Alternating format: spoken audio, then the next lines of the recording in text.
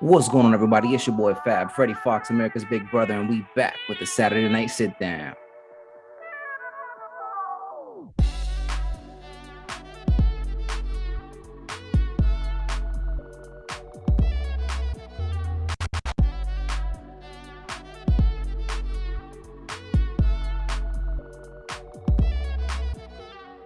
What's going on, everybody? It's your boy Fab, Freddie Fox, America's Big Brother, and today we have the one and only, the artist known as Jay Versatile. What's going on, my man? What's up, big bro? How you doing? I'm good, man. I appreciate you so much for coming on the show, man. Thank you for giving me some time, man. Yes, sir. Yes, sir. Anytime, bro. Well, thank you, man. As I tell everybody and try to break it down for all my guests, the whole purpose of my show is really trying to, expose our younger generation to a lot of positive role models and a lot of people doing the Right. right thing, living out their dreams, being successful and all those things. Just another that it is possible and trying to guide them on the right path, lead them down the right way. So, Yes, sir. seeing what you've been doing, I mean, you've seen your followers, your history with your music and everything like that. You're doing really, really big things. And it's somebody that I really want to sit down and talk to so they can, again, people who look like us, who are like us, come from more situations, know it's possible. We can get up and then do wonderful things, man. So thank you so much for sitting down with me.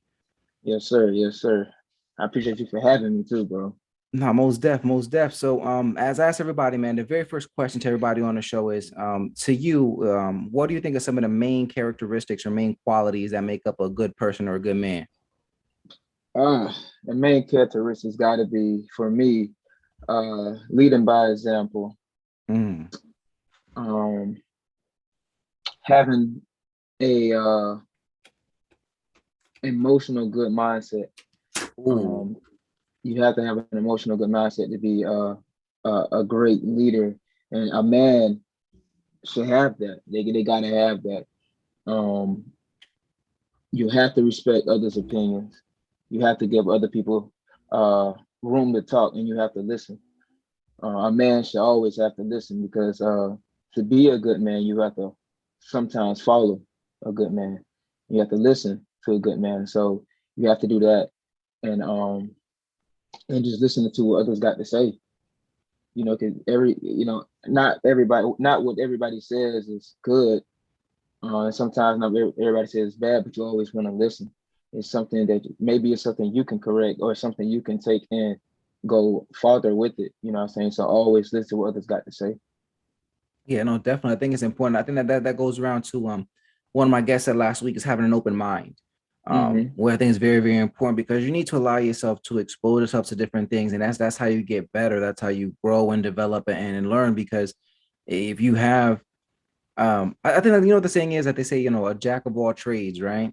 I Mm-hmm. think that's very important because you have to have a lot of qualities. And that Right. quote, there's a full extension to that quote where it says a jack of all trades is a master of none, but still Yeah. always better than a master of one. Yeah. Yeah, I Yes, mean, sir. so the more you expose yourself to different things, the more you learn, the more things you have in your arsenal, the more tools you have to be better and to attack and face different situations and to be able to talk to different people. Right. I think that's one of, to my own home, one of my best parts about myself is that I love sitting down and listening to everybody. That's why, again, I love doing the show because I get to meet and talk to so many different people, Yeah. so many different mindsets and understand and learn and grow and develop. And that's so important. But one thing that you said there that really stood out that I want you to elaborate a little bit more on is you said that, having a strong emotional mindset. So what does that mean to you? Man, you have to have your emotions intact in this generation because Yes, having a good emotional mindset helps me go in the studio and do what I got to do, and it makes me not lie about how I feel in my songs. When you listen to my songs, you will feel every single thing, and that's all coming from absolutely. emotion, whether it's positive emotion, whether it's just love, whatever I'm bringing to the table, you're going to feel it because it's true. And the reason why it's true because I have it intact. I have my mindset intact. I have my emotional um balance with try to have my emotional balance with everything in life with if it's my girl, if it's my parents, other artists. It doesn't matter because everybody has an emotion, but everybody Hmm. is not brave and confident enough to show their emotion. Me, on Hmm. the other hand, I would show you my emotion. I would tell you how I feel, and like I say, when you listen to my songs, you will feel how I feel, and I think that is one one thing that every artist should have their emotions intact, their mindset. up to par, because it plays a major big role when you're letting other people listening to your songs, you know what I'm saying? So, and it keeps you, and sometimes, well, not sometimes, most of the time in this generation, it keeps you different. It stands you out. You know what I'm Mm, saying? Because everybody hiding their emotions behind drugs or guns or whatever the case may be in these videos and songs. yes, And it yeah, may sound good, man, but what they do is not real. You know, what these other rappers do is not real. You know what I'm saying? You go behind the scenes. Like I went behind the scenes one time, and this guy had a music video. He had guns and he had drugs. But you go behind the scenes, he's not doing none of that stuff in real life. It's just for show. You know what I'm saying? So it's like, if I go out and do something like that and hide behind that and not show my true emotion and who I am, I can be in jail for the rest of my life. Him, on the right, other hand, he's good because that's what he's getting paid to portray. That right, right. I'm a drug dealer. I got guns, and I'm ready for anything. I'm ready for war for with our own brothers and sisters. I'm ready for war with them. Where he's really not like that behind the scenes. He's not, and I had to learn that for myself. Like, okay, my emotion has to be intact. I have to not hide behind guns and drugs and find other things to heal pain. So they say I have to be a man and have to talk about my pain to whoever may listen, and maybe they can help me with my pain or pray to God about my pain. Not, hide behind these substances and weapons and all that stuff. So that's what I mean by having your emotion intact. Having a good way to express it too. It helps when you express your emotions to other people. It really helps. No, absolutely, absolutely, and I want to bring tie into that a lot because that's mainly that's how I got into doing this show. Really, Mhm. going down and trying to get my emotions in check. Like my daughter, I got two kids. My daughter's 6 now. And one thing I constantly tell her, and I want her to learn, is to learn how to control her emotions and be in charge of Right, her emotions. And she comes home from school and like, oh, daddy, so and so said this, and they made me mad. I'm like, don't let them do that. Don't right, you decide whether you're mad, whether you're happy, whether you're whatever you want to feel.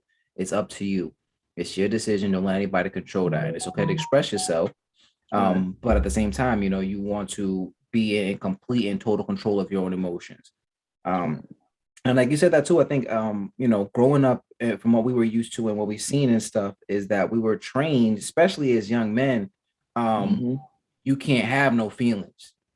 You're not allowed to show any emotion. Don't show these Exactly. girls you love them. Don't show people you scared. Don't cry. Don't get upset. Don't, we're trained to bury and hide our emotions. And that's why a lot of us do turn to either, what I'm saying, Drugs and drugs, yeah, number one, alcohol, over sexualization with women, all these different outlets to try to feel something, right. you know what I mean? Like to feel something. And like perfect example, man, for myself, and I've learned this over the last couple of years, right? Is Hmm. that I bottled up so much of my emotions that when I get angry, I gotta go outside and inflict some kind of pain to myself. So it's like either beating some more, like I remember now and I punched down this wood fence, and my hands were all cutting up and bleeding. And the people looking white because I Right. want to feel something. I need to feel something. You know what I mean? Like That's how I am too. That's how I was too. That's how I was too. and it's because of that being trained and being so emotionally unbalanced, Hmm. where we lash out and create all these different things. And leading to the show is I started, which I'm sure you probably heard of him, Mr. Jason Wilson. Right.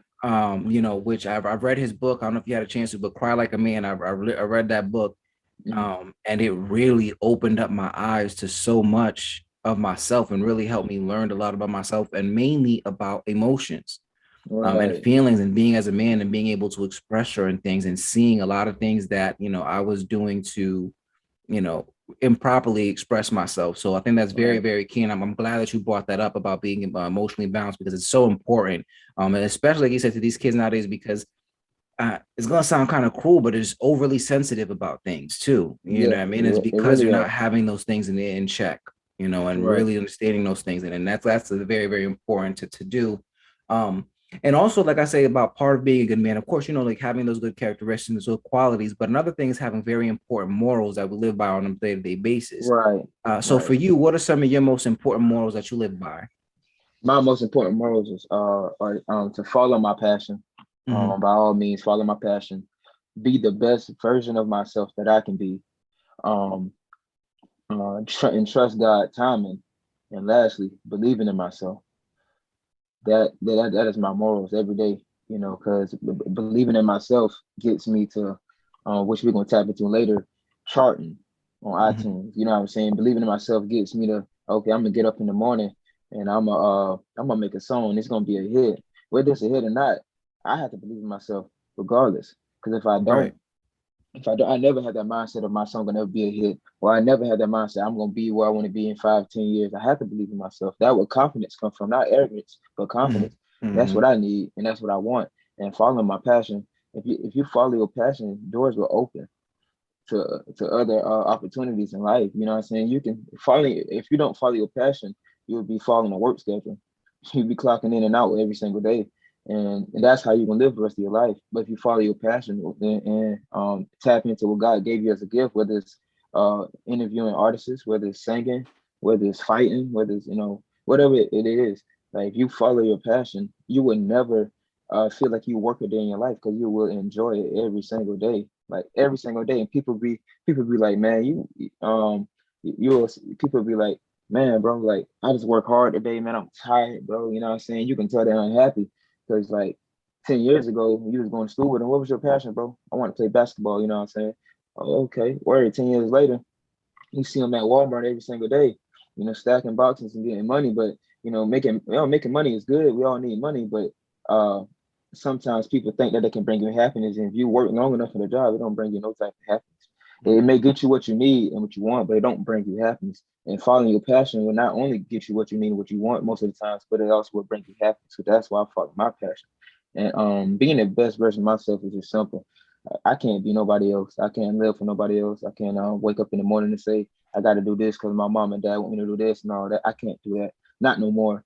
As a man, a black man, I have to be the best version of myself. I have to stick to my morals. I have to stick to my characteristics and qualities of a good man, and I have to fight every day for what I believe in. Because if I don't fight for it, no one else will. So being the best version of myself keeps that intact for me because I know one day I want to be known as one of the best singers that ever lived, and not just that, I want to be one of the best positive role models that ever stepped foot on this earth. I want people to follow my lead, and I want to pass the torch as well.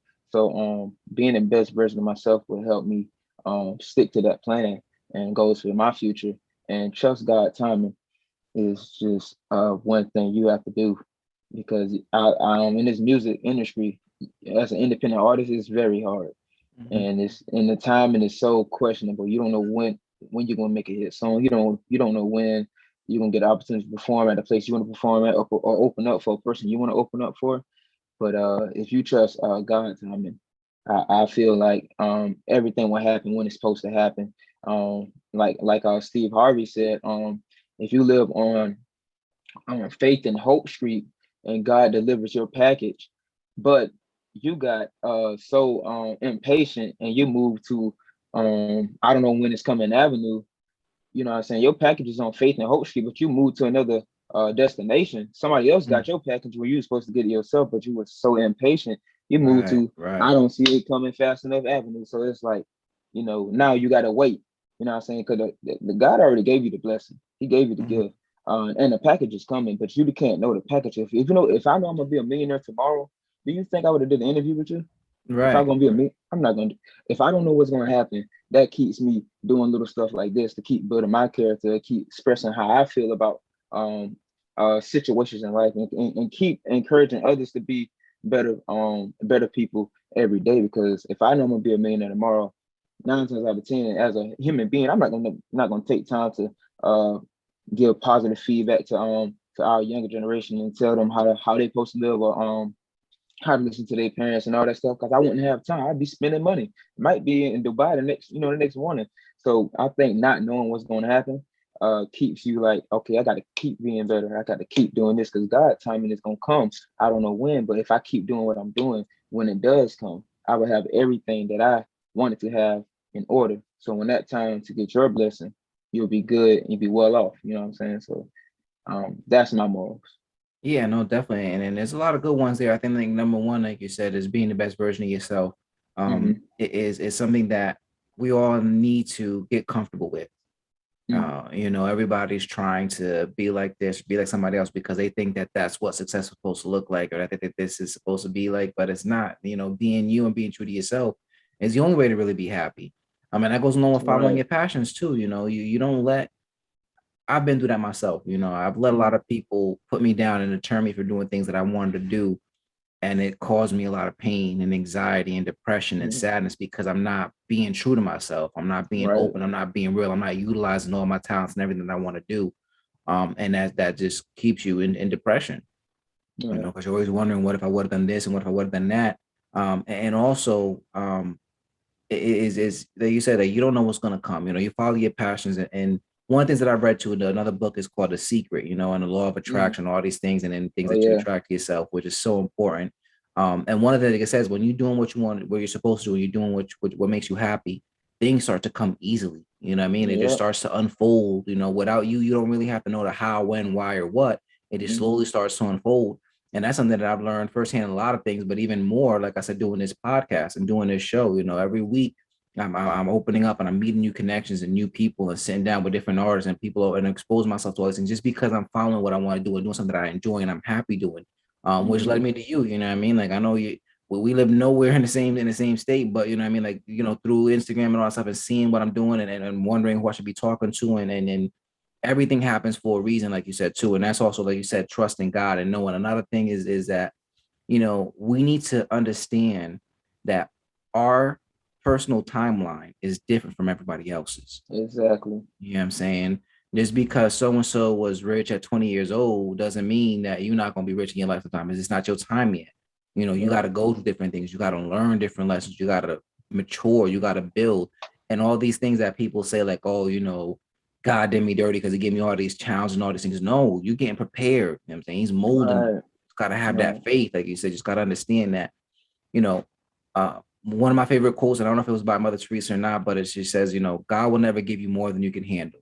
You know what I mean? Right. So you're Right. always give tested to you because you're strong enough to overcome that. You wouldn't be facing these challenges if there was no possibility to succeed. You're always going to Exactly. succeed. You just got to go push through it and find your ways and have believe in yourself to be able to overcome those things.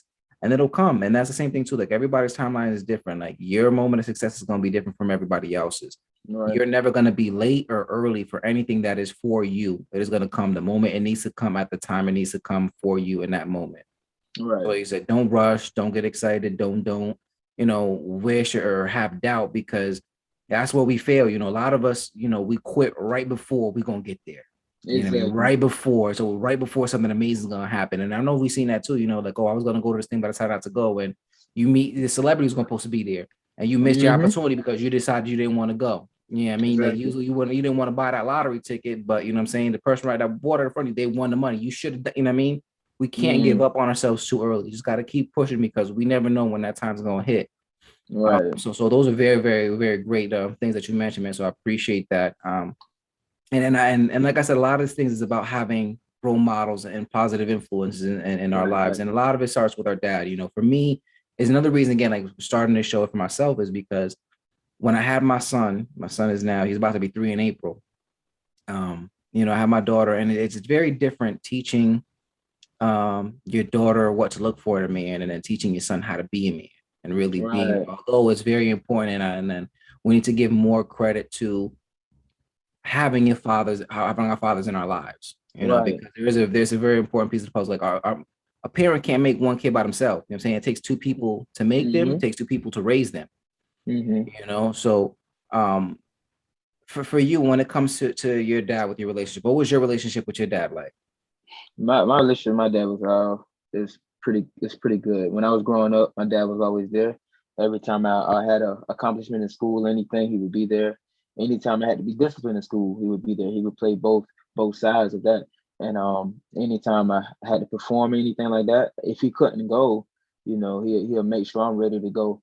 What I'm saying, perform. When I played basketball, he was there. What I'm saying. So my relationship with my dad was and is still how it's supposed to be, for everybody.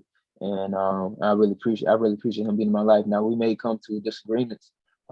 He may think I should be working a 9 to 5 job like he did. Cause we come from two different generations. He came from the Mm-hmm, generation where you had to work every single day to get what you wanted and needed.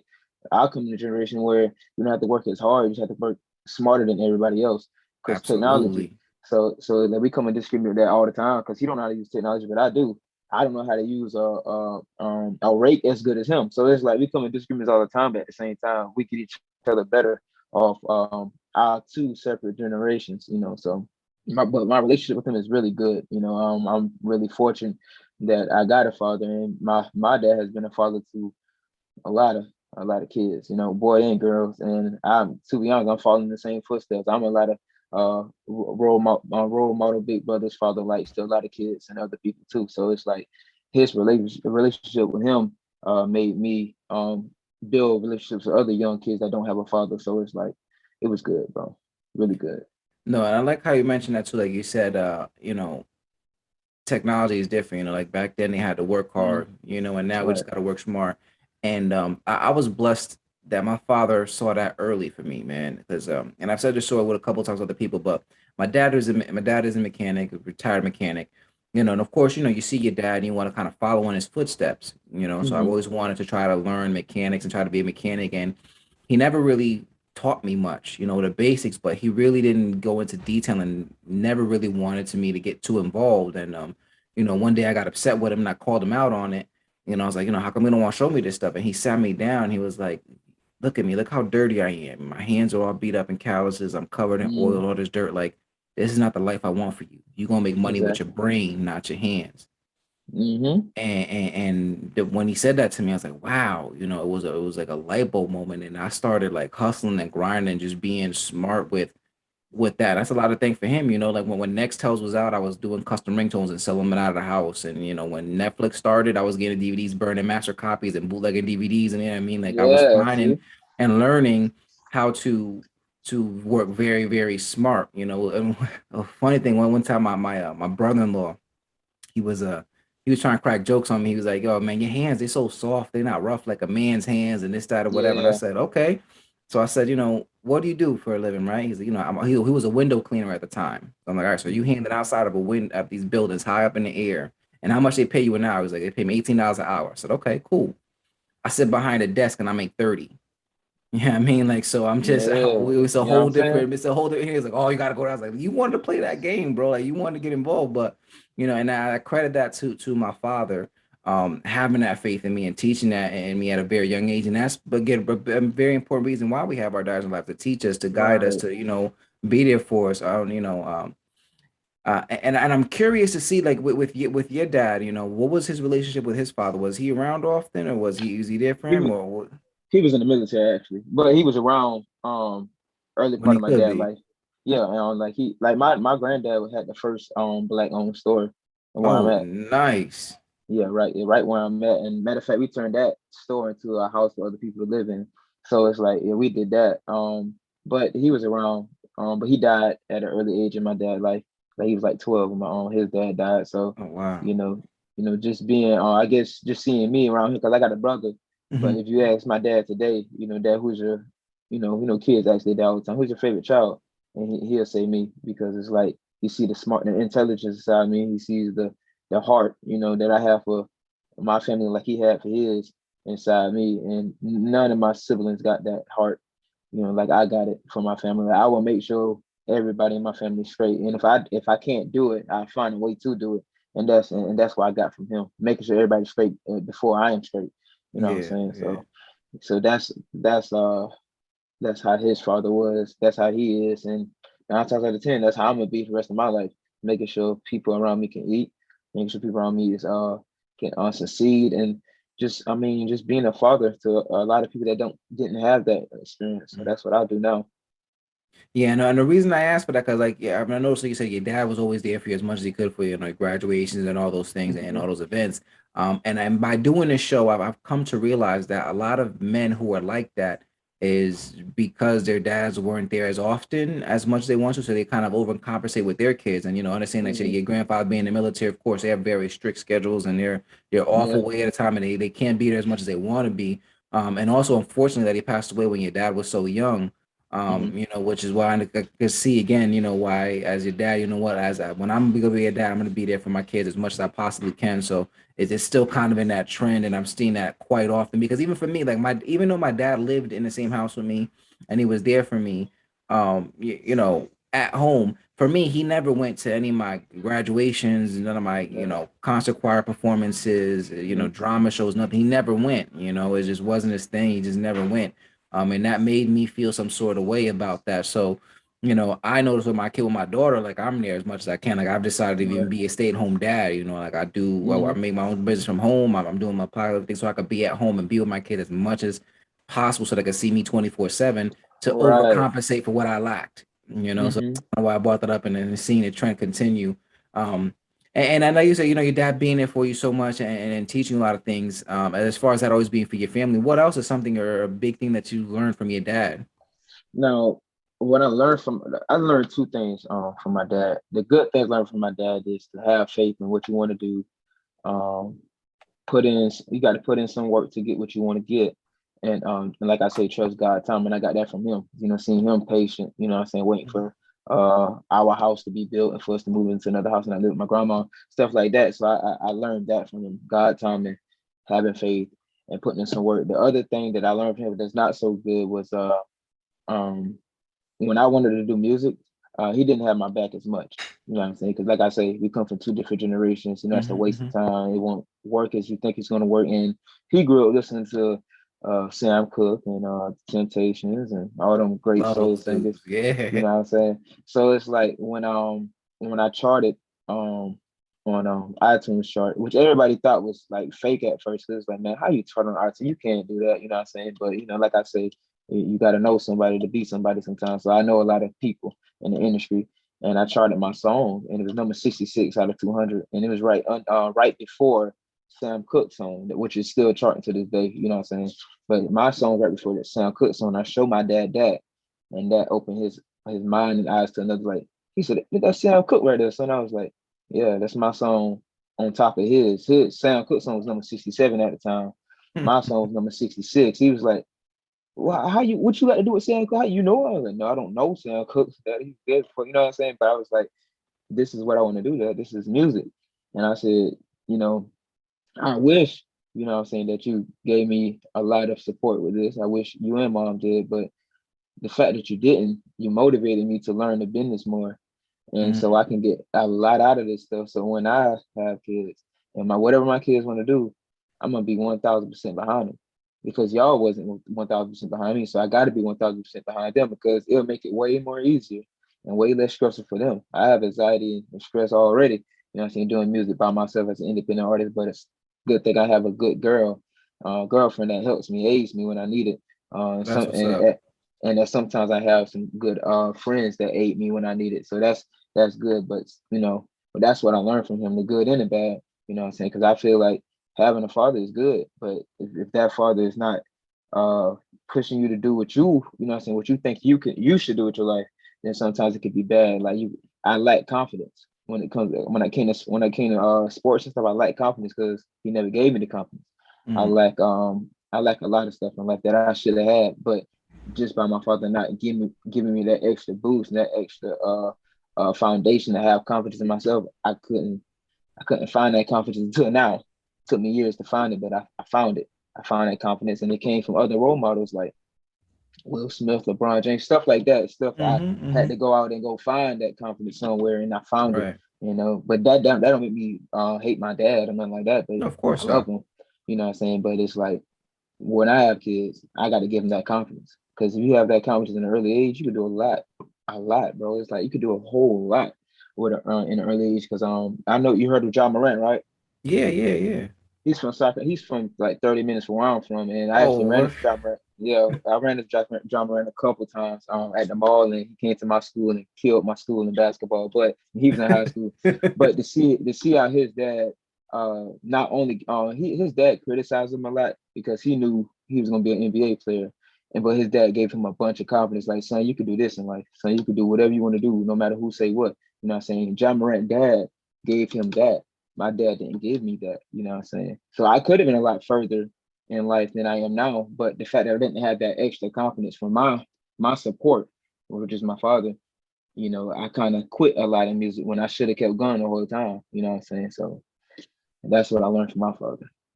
Yeah, no, it's wild that you mentioned that because again, number one, like I said, our parents are gonna make mistakes. We all make mistakes. Nobody's Right. perfect, you know. Hmm. And our parents, what I've learned as I was getting older, and now as a parent myself, is that we're always learning too as parents. You know what I mean? Like, we got to Right. try to learn and what worked for us isn't going to work for our kids because they're whole different individuals. They're whole different kind of people.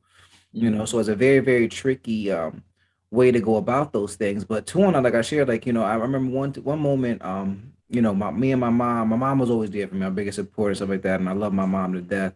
And one time, I forgot what we were arguing about or something was going on. And I was asking my mom, I was like, you don't have faith in me? And she just straight up just said, no, I don't. And that just rocked my world, man. And ever since Hmm. then, like, and I talked to her about it, and I mean, I know she feels bad for saying it. She says she don't remember it, but yeah, I mean, like, I know what went down. But Hmm. because of that, I'm always trying to prove her that I'm capable of doing something. So she comes to Hmm. me like when I'm stressing out and stuff like that. She's like, "Why don't you come ask me for help? Because I don't want you to think that I can't do it on my own." You know what I mean? Exactly. Like that's always stayed in the back of my mind. Like that's just like, well, why don't you just come? I was like, because I don't want. I only if I absolutely have to. If I like have no other choice, absolutely no, I will come to you. But because of Right. that conversation, like I need to prove you that I could do this on my own. So that's one thing Right. that kind of stuck to me out of that conversation. But on the other flip side too, recently, um with my dad as I was doing this, just starting my podcast and things that's going on. I had to meet up with him because he's gonna do some work on my car or something. And I was like, "Hey, Dad, I'm sorry, but I got to cancel, man. There's an event that I need to go that I really want to go to. I'm trying to meet some people and try to Hmm. get somewhere with my podcast and something like that. So I'm just gonna." He's like, "All right, cool. Do what you gotta do." And I'm glad that I went to that event because I met with Bobby Valentine, he's a baseball Hmm. legend, and he's also running for the mayor of Connecticut. I was able to get him on my show. He agreed to be on my show, so I did an interview Oh with him, man, like that's 15 nice. episodes in, very starting. I mean, like very Uh-huh. early in. And then the next day, my dad had called me and he was like, how did everything at the event go? And I was like, oh, it went great. I met Bobby Valentine. He's gonna be on my show and da da da. And he was like, I'm happy. I mean, I want to make sure that you're successful in your career. And he never referred to anything that I did as a career except for this, which meant the world to me because it's something I'm Hmm. passionate about. You know what I mean? Like, Exactly. I was working at Cablevision, that was my job. I was working at cleaning pools, that was a job. And he's like, "How's your job going?" But this specifically, like, this is for your career. So it's Hmm. something that I knew he had a lot of faith in me and going. So it's another things that I don't want to let down because really my first episode that I did, this is about that stuff that was a tribute to him was on his Hmm. birthday, and I had him Right. listen to that and I did that live for him. And that was really emotional touching for him. So for him to refer to it as a career gave me even more confidence, helped me Oh boost yeah. and really kept me going. Like, what, I can do this. You know what I'm saying? Like if I can make Oh a yeah. believer out of him, I can make a I believer can out of make believe out anybody. of anybody help. So it's Oh yeah. very important. Like, like I said, our dads I know they mean well, and then just learning. And like you said, just because he didn't have that confidence for you at the beginning, you proved him wrong, and now that he sees he's there for you, support for you, and stuff like that. And it just Hmm. takes time. You just got to, like we said before, we can't give up. We just got to keep Right. following our passion and keep pushing what we're doing. Oh So yeah. Definitely. that's crazy. And being into music and stuff like that. How did you get into music? How did you find your path in this?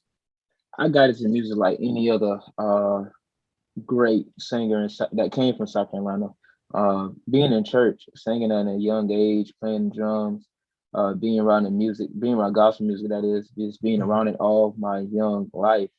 And see, I wanted to play sports. I wanted to play sports so bad because I wanted to be like everybody else in school, but I couldn't do it as well as everybody else could in school.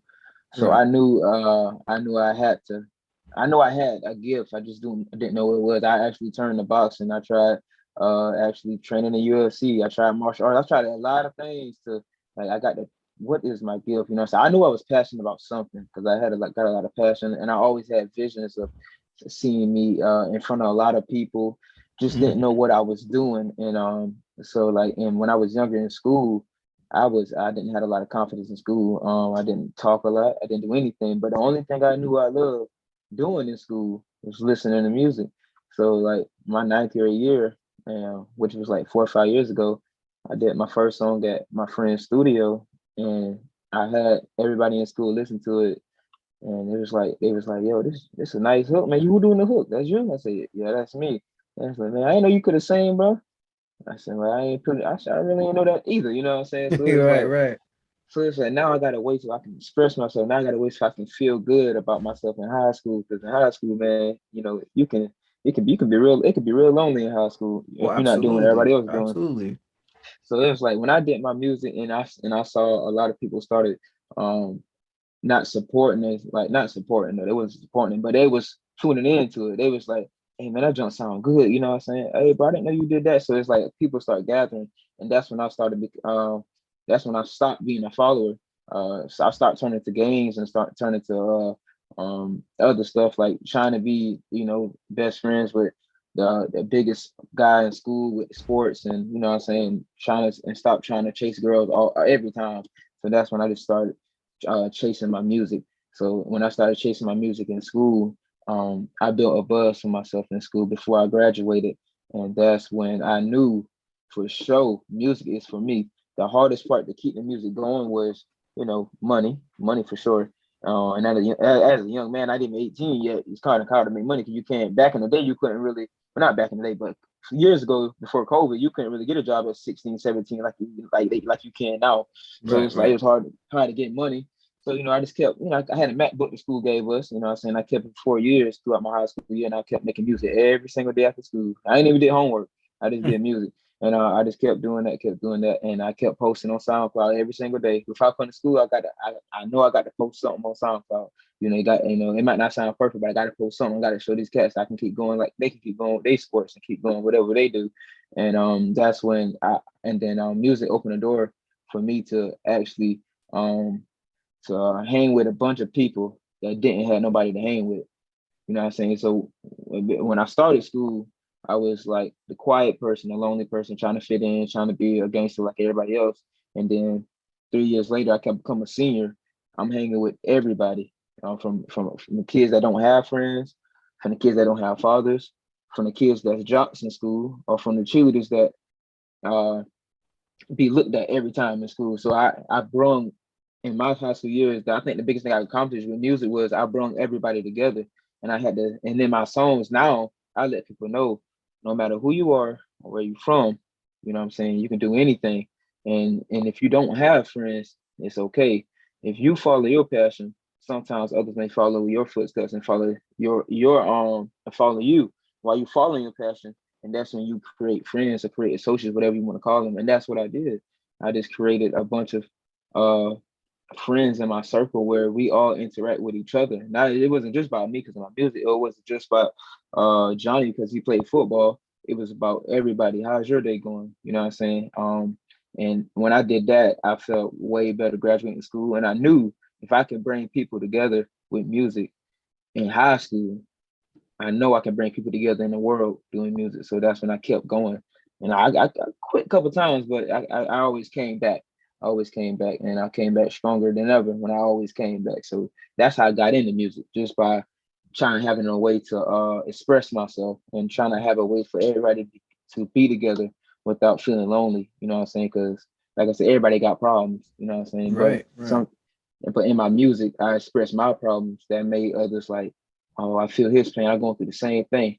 I'm like, come talk to me about it. Yeah, talk to me about it. And to this day, I still have that same thing. Like people talk to me every day about their problems. Like, what should I do?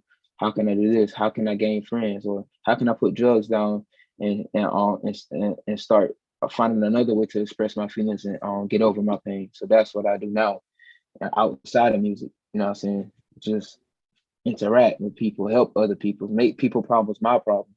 And that's how I make good music, to be honest with Yeah, you get to because number one, like we said before, early on in this conversation is about being able to listen, which is huge. Other people and exposing yourself to everybody else and having that open mind. And you. also, like you said, too, what the thing is important too to young generation is that we see in high school. Yeah, high school is rough. You know, what I mean, like, you Hmm. gotta feel like trying to figure yourself out and figure out the world and all these different things, and you're trying to fit in. But the most important thing that I think people really need to start going by, which social media has made it a lot easier in this aspect, is just be yourself, and people like you will attract will Right, come to you. You know what I mean? don't right, don't try to fit yourself where you don't belong, because you're going to be put in situations you don't want to be in, doing things you don't want to do with people you don't even like. Right. And as you stay true to yourself, like you did it for yourself, people will come to you. They'll from all different walks of life. You said from the Mm-hmm. football players to the people sitting at the nerds table or whatever you want to call it and stuff. That Mm-hmm. people will come together because you're being you, you're being unique. And one thing, even for myself, is that I've always followed people or was drawn to people who were not afraid to be themselves. Exactly. One of my favorite people, and it's gonna seem like it's kind of crazy, is Dennis Rodman, Yeah. because Oh he yeah. was just so himself. He didn't care what anybody else thought, what anybody else did. You know what I mean? Dennis was being Dennis and being happy. And like, you could look back at his life and seeing all the things that he've accomplished, being, an NBA champion, marrying Mm-hmm. Madonna, being friends with a leader of North Korea. Like, you know what I mean? Yeah, Like, that's it's just crazy. so wild what you can do when you are just authentically you. Mm-hmm. And that's what I've always been drawn about people and things like that. So I think that's one thing that everybody needs to learn and be comfortable with is really number one, mastering yourself, really knowing Mm-hmm. yourself and being totally in love with yourself. Like I told my daughter today, like baby, fall in love with yourself before anybody else. Yeah, I mean, because once you fall in love Right. with yourself and you know everything that you like and you do like and stuff like that, people will come to you and you'll be genuine and you'll always be happy. You know what I mean? Like Right. if you really Oh love you, yeah. you'll always be happy. Nothing can You ever never get in your be. way. You'll never feel lonely, man. You'll never Absolutely. feel lonely. Absolutely. And being in music and stuff, and like as you mentioned Sam Cooke and stuff, but and people in the church. But who was your biggest influence when it comes to music or in your career? My biggest influence was Michael Jackson, Hmm, Tupac, and got during NWA. That was my biggest influence beautiful in mix music. right there. Michael Jackson simply because of that voice. You know what I'm Oh saying? yeah. He helped listen to his music helped me create my own sound. You know what I'm saying? Not sounding like nobody that I can't even compare myself. I'm glad you asked that question in interview because I can't compare myself to nobody because my sound is so authentic and it's so different from other people. That's why I love Michael Jackson. That's where I got it from. That's where I got the idea from having my own sound. Tupac is how confident he is, how outspoken he is, Hmm. and you can tell Tupac he got a bad song, he'll never believe you because that's how much confident he got. And you can tell Tupac to be quiet, but he never can because he's so outspoken. You know what I'm saying? Hmm. So I love that about Tupac. NWA is simply the attitude, the swagger. You know what I'm saying? The way that they made other people like I think NWA was the one of the first rappers to actually have white fans. You know what I'm saying? Coming to hip hop, because everybody else would talk about which was everything they did was not in a positive way. Hmm. And I know today that if they could reflect on it, there's a lot of things they would have did different. But now that you think about it, I mean, look what they did though. You know what I'm Right, right. saying? I mean, they freaking drawn audiences that I don't think would have even been possible if they didn't do it. They just Yeah. And they I just brought that gangster rap to a whole different thing. I mean, onto the media. They were doing interviews on news channels, you know what I'm saying? Like they were yeah, just so pop because again, they were just so uniquely themselves, and being so real about it that they were able to again just connect with so many different people. yes, bro. It's crazy. Like, you got people in high places in politics talking about your music, Hmm. and what Easy always said.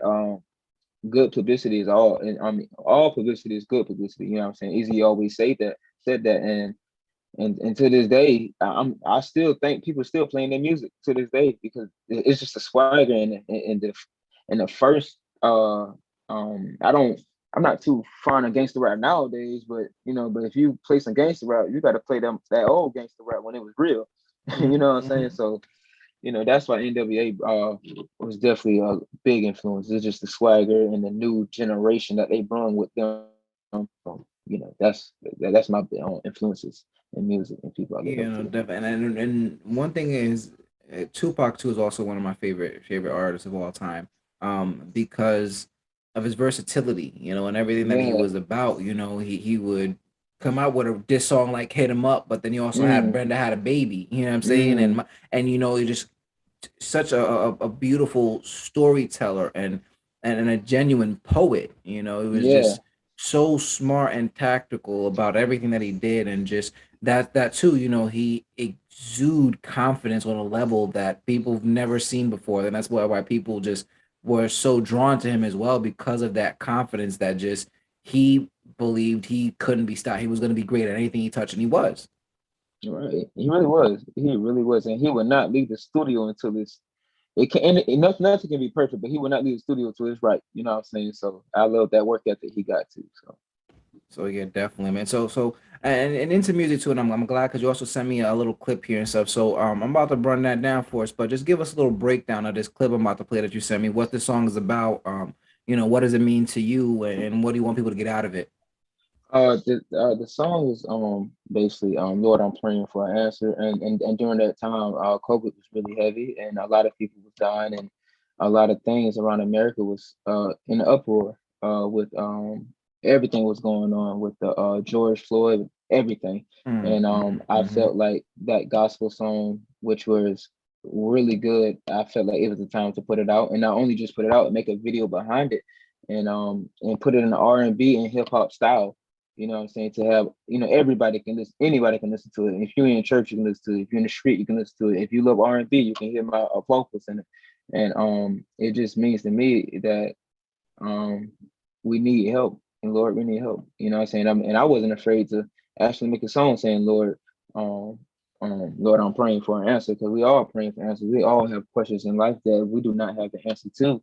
And some of us is too big and too prideful to go to God and ask. So I felt like if I made it in the song, I would make it easy for them to go to God and ask um, God for help. You know what I'm saying? The video was that in my church, my home church where I live at now in Manor, South Carolina. I felt like showing, when you see it, you'll see me in street clothes and you'll see me in nice church clothes. You know what I'm saying? That just basically showing that no matter who you are, where you're from, or where you're going, you always gonna need God help. You always gonna need answers from God. So that's why I went with that, and it did pretty well with 12, maybe I think 12,000 views on YouTube. It gained me 500 subscribers after I started my whole YouTube channel over. So Nice. it went really well, and I'm still working on advertising it and doing all that. So yeah, All right, perfect. So this is called Lord, I'm praying, right, son? Lord, I'm praying, yes, sir. All right, cool. So we're gonna play that right now, man. Thank you. All right. In my prayers and my thoughts, I'm losing sight, I'm feeling lost. Pick me up when I'm down, I know you're here, they not around, God. I know you're here, they not around, no. You're my friend when I need you. You always there when I need you. You always answer when I call you. Lord, I'm praying for. Wow. Hey, that's a good song, bro. To this day, I still listen to it to this day, bro. No, definitely, man. And it's a very, very powerful message. And I think it's important to have faith in something. Yeah, I mean, a Hmm. lot of people, if you want to pray to God, Allah, or whoever it might be, something like that, it's Hmm. important to have that higher respect for a higher being and stuff like that. Knowing somebody got your back and having that belief and having that faith, because that's always going to help you push yourself forward and really keep yourself together. I think a lot of us, um, you know, lack that, and then just wonder or only go to that when we really want something, or we Right. praying that we need something, but it needs to be all encompassing, for the good, the bad, Hmm. everything, And I think one of the important things that I preach to my daughter and I'm preaching to a lot of these kids is you need to master the art of gratitude. Right. I mean, you need to be grateful for everything that you have, for being able to wake up in the morning to have a roof over your head. Everybody has something to be grateful for day in and day out, Right. which is something that, and it goes back to, like you said, tied to your girl, having a very strong woman with you, right? Because my wife is Hmm. an amazing woman, and just the best part of that I've always told her that, she's physically everything I ever wanted and emotionally Hmm. everything I ever needed. Exactly. You know what I mean? Oh yeah. So That's a good one right there, bro. so That's I a good tell it one. all the time, and especially I seen that when it comes to our kids, because she's amazing with her daughter. One thing that she started and that we do every night now is that before my daughter goes to bed, she got to tell us what she's grateful for that day. What today Exactly. happened that you're grateful for. And she understands that. So we're really trying to instill that art of gratitude at a very early age, because the more you're grateful, the more you'll be able to receive good things. You know what I'm saying? If you Right. really Oh yeah. appreciate what you have, then more things will come to you. If you don't appreciate it, then you're not gonna get anything. If you want to say Exactly. that's God, holding against you, whatever, you need to be grateful for every moment that you have on this earth, because the odds of you actually being a person and being alive are astronomical. So Oh you yeah. need to be Oh appreciative of yeah. that and know that you are special. Because again, like if you ever think that you're not special, look up the odds it takes for you to be born, and you'll see how outrageous that number is. You know what I Yeah. mean? To be understanding what that really means to you. Oh Um, yeah. so definitely a very, very beautiful song, man. I think that's something that, definitely I'll put the link on here so people can go and watch that and the whole video and listen to the whole song for that because it's something that's a very beautiful song. I actually watched it a couple times myself, the whole video. So it's a very, very amazing song. I'm glad that you put that out. And speaking of gratitude, right, and things that we're happy about and Mhm. so grateful for you, what do you think has been the biggest accomplishment so far in your career? What are you most grateful for your career so far? The biggest accomplishment in my career was when I charted in March on iTunes chart list. Because I felt like that was never possible to do. I didn't know it could be. I didn't even know it could be done. And so I talked to the right person about it, and I invested in it, and I took a chance, and it was a big chance, but I took a chance, and it like I say, it went. I didn't expect it to go top 70, because it's 200 songs on R&B chart list, and Rod Wave just dropped this album, not Rod Wave, The Weeknd just dropped his album right before the Super Mm-hmm. Bowl and stuff like that. So it's like I was like, oh yeah, and then her dropped her album, so it's like, oh yeah, the chances is very slim from even charting. But like I said, I still had a little faith. It wasn't a lot, but I had a little faith. Um, and it charted number 66. And I'm really grateful about that. And I'm graceful and about the things that didn't go so well. You know what I'm saying? You got to be grateful for things you got and have, but you got to be grateful for the things that didn't go so well because it could have been worse. So I'm definitely grateful about being charted number 66. And and I know for sure I'm gonna chart again soon. So, Yeah, no, definitely keep doing what you're gonna do, and you're gonna be out there. Just consistency is key, man. That's something that we got, and mhm. anything that you do is being consistent because you don't know what's going to be next. Your next song could be the next biggest hit in the world. You know what I mean? You just You don't never know, but know. you can't quit. You can't quit. Um, so as we wind it down here, man, and I appreciate your time you sitting here for me. I got two last questions for you. So, Yes, sir. number one, what would you think has been the best advice you've ever received? Oh man, the best advice I ever received. I actually wrote this down. You can't get advice on what you should do with your life because nobody knows um who you are or what you are. You know what I'm saying? Only you know, and you got to take your shot in life. You have to take your shot because if I know everybody heard the saying, you miss 100% of the shots you don't take. You know what I'm Mm-hmm. saying? So you have to take your shot in life, whether it's with music, whether it's with podcasts or interviewing that gold platinum artist, or whether it's basketball, whether it's football. I don't care what it is. You have to take that shot in life and go for it. You know what I'm saying? Right, Because right. you only live once. You know what I'm saying? There's no coming back from this. After you die, there's no coming back. So when you living, that you have a born date, you have an end date, but in that dash on your tombstone is what's gonna have everything that you did in life, and that's what they're going to talk about you at your funeral. They're going to talk about that dash, and if you filled it up with good things, the things you did around the world and your community, you're going to have a great funeral. But if you never did nothing, you know what I'm saying? Even I think you would be sad in heaven if you never did nothing. So it's like you gotta take your shot. I love that, man. The dash that is very. I Mm, never thought about it that way, man. That is a beautiful way to yeah. think about it, man. That's crazy. Yes, sir. Thank you for that. Wow. And then lastly, then, as again we're looking at the younger generation and people that are coming up after us or something and everything. What is one piece of advice you would like to give them? I wrote this down too. Well, I know people are looking for me and looking at me for inspiration, looking at me for leadership, looking at me for is he going to crack under pressure, or how long he's going to take for him to make that hit song and all that. You know what I'm saying? The good and the bad, and is this his song is not good enough? His song is good enough, and just going through all the criticism in life with what I do.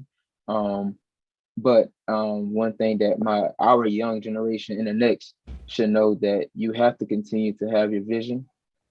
You have to keep your vision. You have to have tunnel vision, and you have to focus and don't get distracted in life. Because I'm gonna say this: I could have easily got distracted in life with the people I used to hang with, and the Hmm. situations that I was involved in. But if I never had that tunnel vision I have now, I mean, goodness gracious, this interview wouldn't even be possible. I would have been probably clocking in somewhere. Like I said, I would have been clocking in somewhere. Not, I'm not saying it's a waste of time clocking in somewhere, but it's No, not absolutely not. what I'm supposed to be doing. So, having a tunnel vision just kept opportunities like having you interview me, or having a chance to perform right at the Charlotte Hornets arena, outside the Charlotte Hornets arena in Nice. October. You know what I'm saying? So having that tunnel vision is just amazing. They come with the good and the bad, but it's not, what I'm saying? Like I said, um it's not God, or it's not life job to keep you focused. It's your job to stay focused. Mhm. You got to have obstacles. You got to have um, sticks and stones thrown at you. You have to have that, because and stress. You have to have that too, because let me tell you, you that stuff right there builds you to be the person that you are destined to be in the future.